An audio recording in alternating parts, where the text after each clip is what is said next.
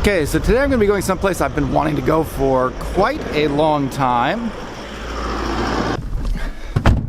So as I've mentioned in a lot of my videos, I live in Japan, and I live in a very rural part of Japan. There's not a lot of watch stuff around here, but about an hour and a half away from my house, there is a Grand Seiko workshop that I've been wanting to go for a long time. So I'm going to take you guys along with me today. Let's get on the road. We got a bit of driving to do.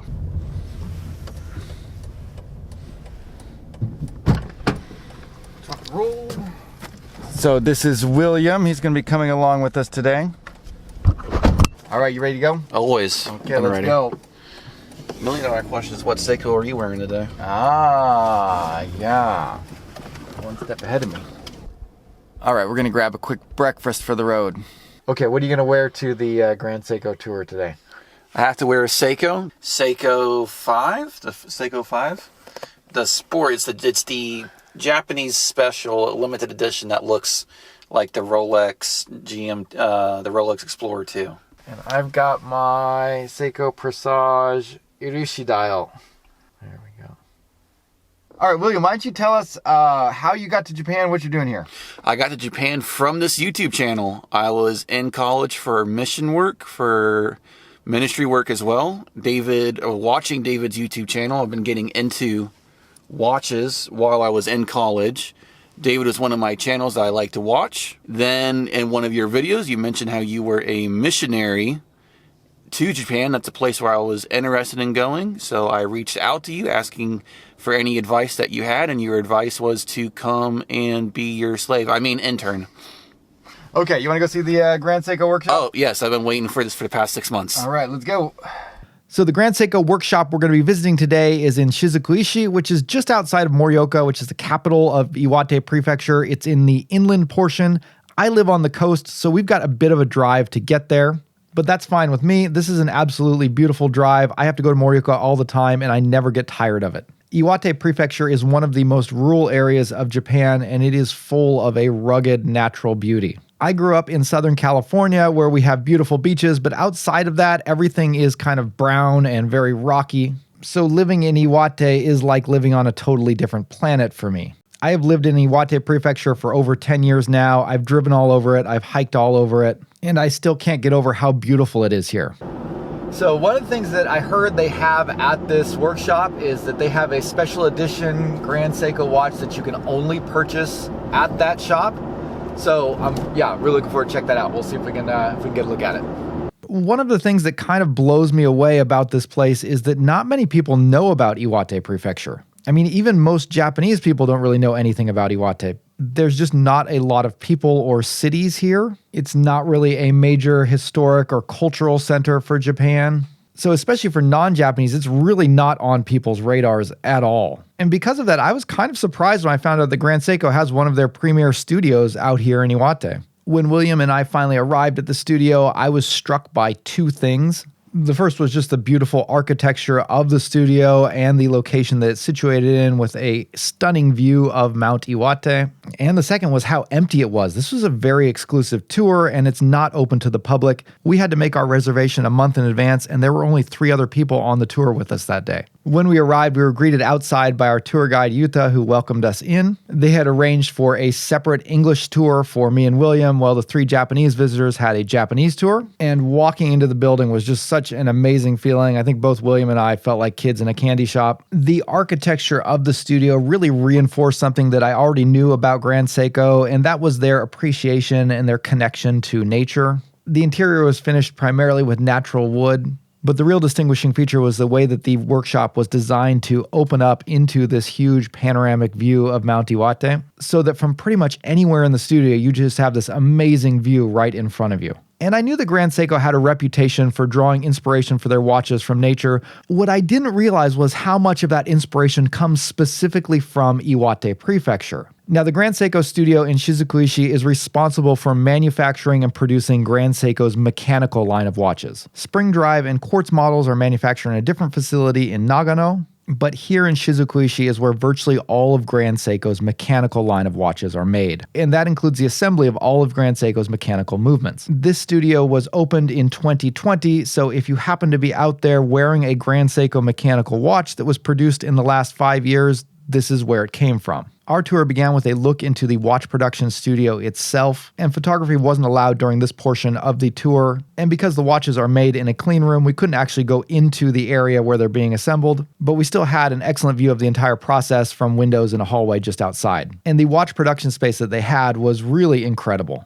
And the studio was just beyond impressive. There is this spirit of craftsmanship that goes through their entire philosophy, and that not only goes into the actual making of the watches, but even the tools and the desks that they use to make the watches. The workbenches were created by master craftsmen. The chairs that they use, they said, are the same chairs that NASA uses, and obviously all of the watch tools that they have are state-of-the-art. But what's even more impressive than all that are the watchmakers, the craftsmen themselves. The 30 or 40 watchmakers that we saw in the workshop are the absolute best of the best that Seiko has. I was really impressed to learn that Seiko primarily trains all of their watchmakers in-house, and they said that about 90% of their watchmakers come from local high schools in the area. So Seiko is getting these kids almost right out of high school in a lot of cases. They're bringing them in, they put them through their own training, teach them the art of watchmaking, and then put them in various places within their manufacturing facilities. And the best of the best wind up here in Shizukuishi, where they hone their craft under an apprenticeship system, working under Grand Seiko's master craftsmen. Grand Seiko refers to their watchmakers as takumi, which is the Japanese word for artisan, and these takumi are masters of their trade. While they have the skills to handle any part of the watchmaking process, each specializes in a different aspect, whereby they learn to excel in that one particular aspect of watchmaking, and once they master it, they dedicate their time to that particular aspect, while also training up new apprentices. It was funny, they mentioned at that time they only had 2 people that were qualified to install the hands on the Grand Seiko mechanical watches. They said they had to really take care of those 2 people because if they lost one, it would really hurt their production numbers. When I heard and saw all this, I felt a certain measure of pride knowing that these master craftsmen had pretty much all come from Iwate Prefecture, a place that few people had heard of, and yet we're producing the best watchmakers in the entire world. Now, for the most part, our eyes were glued to the watchmaking process, but if we turned around and looked the opposite direction, we would see what the watchmakers themselves would see, which was a beautiful panoramic view of Mount Iwate and the surrounding area. And it was a reminder that, again, Grand Seiko wants their watchmakers to draw inspiration from the natural beauty of this place. I thought it was really cool that they had it set up in such a way that not only could you see this beautiful view of Mount Iwate, but there was also a little field right in front of the windows. And they said that oftentimes wildlife would come right up into that area so that the watchmakers, they're just completely surrounded by nature. The next part of the tour focused on the history of Grand Seiko and also an explanation and overview of the process of manufacturing the movements. We got to examine firsthand some of the components of the movements, look at the amazing finish work under a loupe, and learn about the incredible high-end movements that Grand Seiko is producing. And after that, we reached the final part of the tour where we were just given free time with Grand Seiko's line of watches where we could try them on, look at them up close, and also have the option to purchase one right there in the workshop. Now, I have never seriously thought about buying a luxury watch for myself. I've thought about maybe buying one to review on the channel, but never one just to actually own and wear. But getting a chance to sit there and handle these amazing watches almost pulled me over the line. And again, one of the things that really drew me in was that so many of these watches, many of them that I've heard before but didn't realize this, draw their inspiration from places in Iwate that exhibit unique natural beauty. And what surprised me even more was that I'd actually been to many of the places that inspired these very watches. Take the SBGJ 201 that features the so-called Mount Iwate dial. Now, as I've said before, the whole studio was oriented so that you could have this perfect view of Mount Iwate. And it's a mountain that I'm very familiar with. It's an active volcano that's responsible for powering all of the hot springs in the area. I spent 4 years living in Morioka, so I saw the mountain pretty much every day, and I've hiked to the top of it 4 times. Not only is it a beautiful mountain to look at from a distance, but when you climb up it, you have this absolutely beautiful view of almost the entire prefecture. It's my favorite mountain to hike. Unfortunately, you're not currently allowed to summit it because of the volcanic activity. I think the last time that it was closed to the public, it lasted a few years before things settled down, so I'll have to be checking out some other mountains in the meantime. or go visit other places in Iwate that have inspired Grand Seiko watches. There is actually a hike that is on the lower portion of Mount Iwate that I think I could still do that I've been wanting to, and that's to go to Nanataki Falls, which I believe are the inspiration for the SBGH 349, which has the so-called Ice Falls dial. So in the winter, Nanataki Falls freeze over and you get this beautiful frozen waterfall effect. A friend of mine has hiked it a few times and taken this excellent video of it. It's a really cool and stunning natural phenomenon, and I think Grand Seiko did a wonderful job capturing it on the dial of this watch. I was also surprised to learn that the white birch dials, which are one of Grand Seiko's most popular dials right now, are also inspired by white birch forests here in Iwate. One of the watches featuring this pattern is the SLG H005, and when I looked up where these white birch forests are located, I was surprised to see that I had actually just visited that area back in the fall. I didn't go to where they were concentrated, but there were a few white birch trees scattered throughout the forest that we visited. And so maybe this year I'll make another trip out and see if I can find the actual white birch forest that Grand Seiko says inspired this line of watches. Finally, we did get to see the SBGH 283, which is the Grand Seiko Shizukuishi studio exclusive watch that you can only buy if you visit the studio in person. The inspiration for this watch is said to be drawn from the studio itself, including both the architecture as well as the surrounding scenery. It has a deep dark green dial with a subtle pinstripe pattern. And guys, I think this just might be my new grail watch.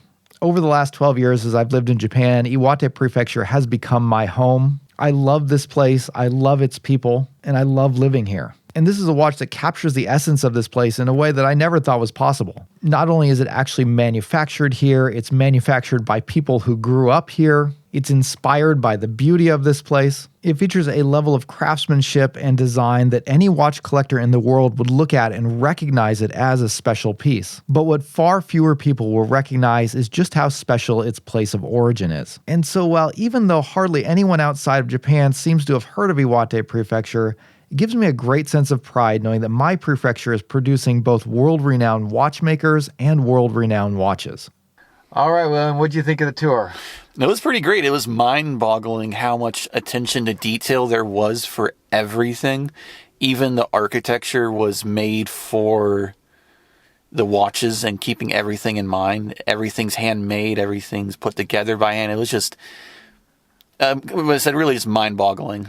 What do you think was the coolest thing? The thing that we couldn't take pictures or videos of everyone kind of just hovering over everyone and watching them assemble things was pretty spectacular. Watching Grand Seikos being put together in front of us. So if you're ever in Japan, I would highly recommend taking a trip out to Iwate Prefecture. If you're a watch enthusiast, you have to try and take a tour of this studio. It's amazing, even if it is only a short 1-hour tour, and they pretty much kicked us out after an hour. But once the tour is done, there's still a lot more to explore here. And I don't think you can get a comprehensive view of Japan without getting outside of the big cities and the big tourist areas to see the actual natural beauty of this place. I'm already thinking of other friends that I have in the area that are interested in watches that I could take on this tour with me again. And who knows, maybe someday I'll get my new Grail watch. Thanks for watching, I'll see you guys later.